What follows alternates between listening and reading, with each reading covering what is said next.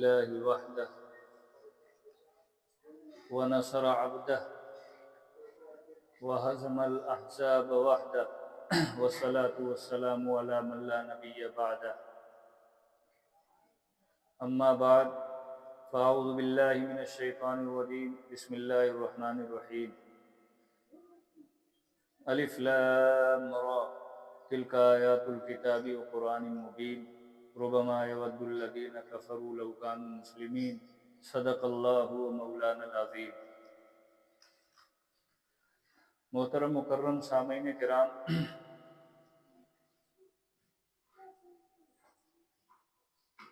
ایک سلسلہ ہے دنیاوی زندگی کا جو انسانیت کے لیے شروع ہوا حضرت آدم علیہ السلام سے لے کر، اور جب تک اللہ کو منظور ہے اس دنیا کو باقی رکھنا، اس وقت تک یہ سلسلہ جاری رہے گا، اور جس دن مقصود اللہ کا ختم ہوگا اس دن دنیا فنا ہو جائے گی اور قیامت آ جائے گی۔ جتنی روحیں آنا ہے اس دنیا میں، اللہ نے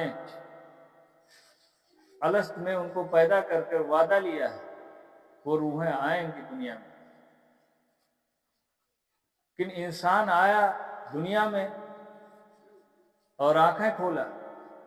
میں نے پچھلے ہفتہ اس سے پہلے بتایا تھا کہ وہ اپنے معبود کو پہچانے اور اپنے معبود کی عبادت کرے اور اس پر ایمان لائے۔ جس کے اندر ایمان اور عمل صالح نہیں ہوا، اس کے اندر گویا کوئی چیز ہی نہیں، کسی قسم کی کوئی نعمت نہیں۔ اور یاد رکھیے بات، زندگی کی سب سے بڑی نعمت جو ہے وہ ایمان ہے، سب سے بڑی نعمت ایمان ہے، اس سے بڑھ کر کوئی نعمت ہی نہیں ہو سکتی۔ اور ہر وقت اللہ کا شکر ادا کرنا چاہیے، تو اللہ تعالیٰ اس میں اضافہ کریں گے، اور اگر ناشکری کریں گے تو پھر نعمت دھیرے دھیرے ناشکری کی وجہ سے چھین لی جاتی ہے۔ اور اس کا احساس ہم کو آپ کو یہاں کم ہے۔ حدیث پاک میں آتا ہے کہ جب ملک الموت حاضر ہو، جب موت کا فرشتہ حاضر ہوگا، تو ایک کافر جب دیکھے گا اس کو تو اپنے سر پر ہاتھ رکھ کر ایسا افسوس کرے گا جو ناقابل بیان ہے۔ اور ایک مسلمان جب دیکھے گا فرشتے کو اور موت کا وقت ہوگا تو دیکھ کر خوش ہوگا۔ اس کے بعد یہاں سے وہ سب کو موت آئے گی، روح نکال لے گا، اور وہ قبر میں یا برزخی زندگی جس طرح کی بھی، چاہے جلا دیا جائے، چاہے پانی میں ڈبا دیا جائے، چاہے جو بھی ہو، وہ برزخی زندگی جب شروع ہوگی تو اس میں اس کے کفر کی وجہ سے اس کو اس طرح کی اذیتوں میں مبتلا کر دیا جائے گا، تکلیفوں میں مبتلا کر دیا جائے گا، تو سوائے افسوس کرتا رہے گا اور یہ تمنا کرتا رہے گا کہ قیامت کب آئے گی۔ آج اس کی ناقدری ہے۔ ایمان کا تقاضا کیا ہے؟ ایمان کا تقاضا یہ ہے کہ عمل صالح کیا جائے، نیک عمل کیا جائے، لیکن نماز چھوڑ کر بے فکری سے سو رہا ہے، اس لیے اس کی اہمیت عظمت نہیں۔ قرآن کی تلاوت چھوڑ کر سو رہا ہے، زکوٰۃ جانتا ہی نہیں کیا چیز ہے، اگر کوئی بتائے بھی تب بھی لاپرواہی ہے۔ حج سے نہ جانے کتنی دوری ہے، سوچتا ہے کہ جب سب کچھ افراط ہو جائے گا، سب کام کر لیں گے، جو کہ صاحب استطاعت ہے، اس کے باوجود بھی کوشش نہیں کرتا ہے، نہ حج کے بارے میں کبھی سوچتا ہے، نہ اللہ سے دعا کرتا ہے۔ ایسے ہی رمضان کا روزہ ہے، بے پرواہی سے چھوڑ دیتا ہے۔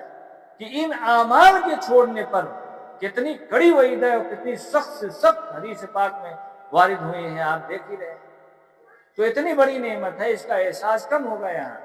اس کا احساس جب فرشتہ موت کا کھڑا ہوگا اس وقت ہوگا، اور اس سے زیادہ جب یہاں سے جائے گا تو چلائے گا اور روئے گا اور کہے گا، انسان اور جنات کے علاوہ ساری مخلوقات اس کی آواز کو سنتی ہیں، کاش دنیا میں لوٹا دیا، لیکن پھر کوئی چارہ کار نہیں ہوگا کہ دنیا میں اس کو لوٹائے۔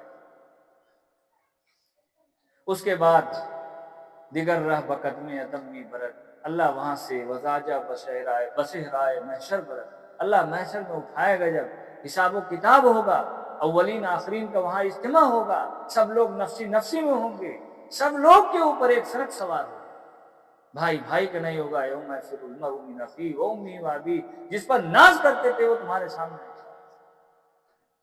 جب وہاں حساب و کتاب ہوگا تو کافرین کے لیے تو اللہ کا فیصلہ ہے، ان الذین کفروا من اہل الکتاب والمشرکین فی نار جہنم خالدین فیہا، وہ لوگ کا فیصلہ ہوگا، وہ تو جہنم میں چلے جائیں گے، لیکن کچھ بدعمالیوں کی وجہ سے مسلمان بھی جہنم میں چلے۔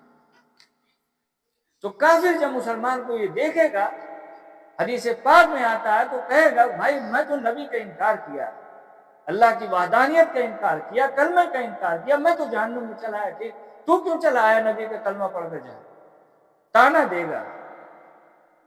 اب سوچو، کافر تانا دے گا کہ تم نبی کا کلمہ پڑھ کر بھی جہنم میں، اور میں تو نبی کے کلمہ کا انکار کیا، جہنم میں ہوں، چلو ٹھیک، تو اللہ کی غیرت جوش میں آئے گی، تو اس وقت اللہ تعالیٰ حکم دیں گے، جاؤ کسی بھی مسلمان کو جس کے دل میں رتی کے برابر ایمان ہے اس کو جہنم سے نکال۔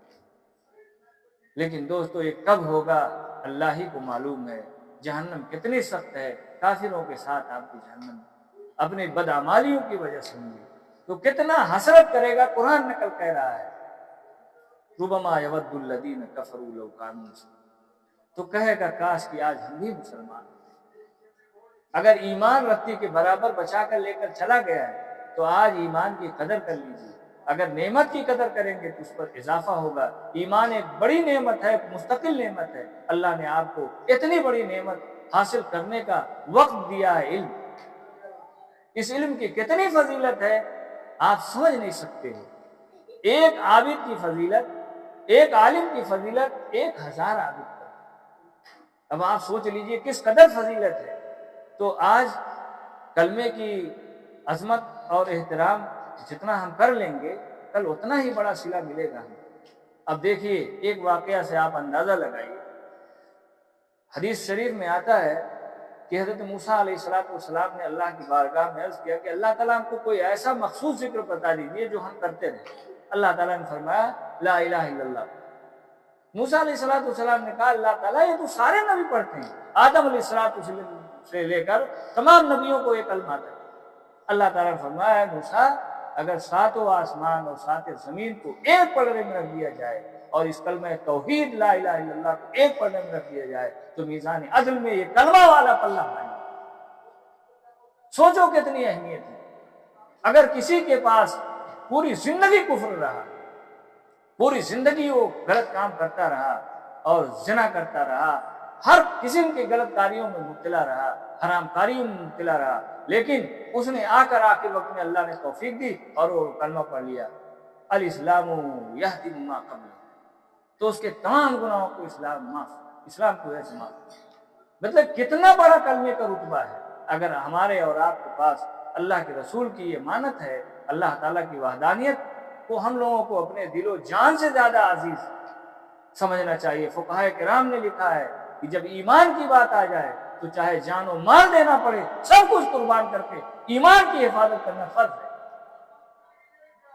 اسی ایمان کی بقا کے لیے حضور اقدس صلی اللہ علیہ وسلم نے کس قدر محنت کی، حضرت خباب بن ارد کو کتنا ستایا، گرم گرم میخوں سے داغا جاتا تھا، انگاروں پر سلایا جاتا تھا، حضرت خبیب بن ادی کو پھانسیوں کے پھندے پر چڑھایا گیا، صرف اس وجہ سے فودوا لو تکفرون۔ کافر تو کہتے تھے تم کفر اختیار کر لے، سب کچھ تمہارے لیے ویسے ہی جیسے ہمارے لیے۔ اب آپ دیکھیے قرآن کہہ رہا ہے نوح کی بیوی کافر ہے، نوح علیہ السلام کی بیوی کافرہ ہے، لوط علیہ السلام کی بیوی کافرہ ہے۔ شوہر جو ہے پیغمبر ہے اتنا بڑا، بیوی کافرہ ہے، لیکن جنت میں نہیں جا سکتی۔ لوط علیہ السلام کی بیوی جنت میں نہیں جا سکتی، لیکن ایک فرعون کی بیوی ہے آسیہ، وہ جنت میں جائیں گی۔ وہ ایک بادشاہ ظالم جس کو خواب میں دیکھا تھا اس نے خواب کا تذکرہ نجومی سے کیا، واقعہ بہت لمبا ہے. اس نے کہا ایک بنی اسرائیل میں لڑکا پیدا ہوگا جو تمہاری حکومت کا ستیہ ناش کرے. لیکن اب وہ سارے، اس نے پوچھا کہ اس کی حکمت کیا کیا جائے؟ کہا بچوں کو ذبح کرا دیا جائے اور بچیوں کو چھوڑ دیا جائے. کسی ایک بچے کو نہیں چھوڑتا، سب کو ذبح کرا دیا. یذبحون ابناءکم ویستحیون نساءکم. لیکن اللہ تعالیٰ نے کیا نظام بنایا کہ ماں نے اپنے دل پر پتھر باندھ کر بچے کو حکم خداوندی کے مطابق صندوق میں چھوڑ دیا. لیکن فرعون کی بیوی جیسے جیسے موسیٰ علیہ السلام بڑھتے رہے دیکھا کہ یہ سچ ہے اور صحیح نبی ہے، اس پر ایمان لائے. بڑا لمبا واقعہ. فرعون نے ان کی آزمائش بھی کیا، آگ کا انگارہ رکھا، سونا رکھا، لیکن انہوں نے آگ کے انگارے کو بحکم جبرائیل، ایک لڑکا آگ کو نہیں چھو سکتا ہے، لیکن اللہ تعالیٰ کے حکموں کے مطابق ان کو آگے پیغمبر بنانا تھا اور فرعون کو مٹانا تھا، اس لیے آگ کا انگارہ اٹھا کر انہوں نے مٹایا. بہرحال حضرت آسیہ ایمان لائی. فرعون نے پوچھا جا کر کہ تم ایمان لائی ہو موسیٰ پر؟ کہا ہاں میں ایمان لائی. بتائیے کتنے ناز و نخرے والی بادشاہ کی بیوی جو وقت کا خدائیت کا دعویٰ کرنے والا تھا، اس کو دیوالوں پر کھڑا کر کے میخوں سے ٹھوک دیا، لیکن اپنے کلمے سے نہیں. تو جن لوگوں نے جس قدر قربانی دی ہے ایمان کے بارے میں، اللہ کے یہاں اس کا ایسے ہی احساس و احترام ہے. اور کس لیے دیا بھائی؟ بتائیے. اپنے دین کی بقا، اپنے اسلام کی بقا کے لیے یہ سب قربانیاں دی ہیں. اگر آج آپ نے اپنی نعمتوں کی ناقدری کی، اللہ نے آپ کو وقت دیا، آپ کے پاس والدین ہیں، آپ علم حاصل کر رہے ہو، آپ کے پاس مدرسہ ہے، آپ کے پاس اساتذہ ہیں، آپ کے پاس صحت اور تندرستی ہے، اگر آپ اس میں ناقدری کریں گے تو یہ نعمت چھین لی جائے گی. تو اللہ تعالیٰ سے دعا کریں کہ جو کچھ کمی کوتاہی ہوئی ہے اللہ ہم سب کو معاف فرما دے، اور ہم لوگ پورے طریقے سے اپنے ایمان کے تقاضوں پر عمل کریں، اور اللہ تعالیٰ ہم لوگوں کا اس دنیا سے خاتمہ بالخیر فرمائے، ایمان کے ساتھ مرنا، ایمان کے ساتھ جینا نصیب فرمائے. اللہ تعالیٰ ہم لوگوں کو عمل کی توفیق عطا فرمائے. آمین. وآخر دعوانا ان الحمد للہ رب العالمین.